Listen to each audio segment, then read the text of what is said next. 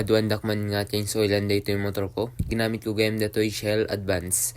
Mayat daytoy. Adda pay pasurot na nga gear oil. Kompleton. Albas data, bimuludak gayam iti tools. So gayam daytoy iti usaran tiyo nga pangwarwar. Datoy lo katakon. Winarwar ko gayam data kung kailangan tayo gamin ti 17mm. Tapnon kasta mawarwar tayo. Si kanya nga ti ibulbulong mo ka din malpas ka nga change oil. Siya kataan. Ada pa ipangin serbiak dita nag-change oil lang.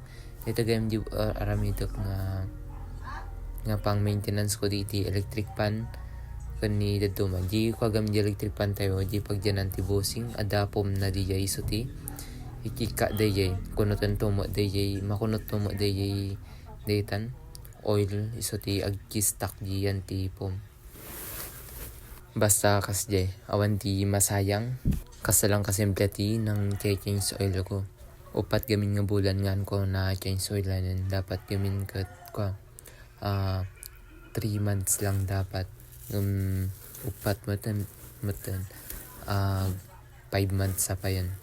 So nga kapilitan nga change oil tayo. Hayong nga lilipatan to'y Shell Advance na pintas daytoy nga pang change oil. Ti scooter yung ipapo karo din ta ikargan.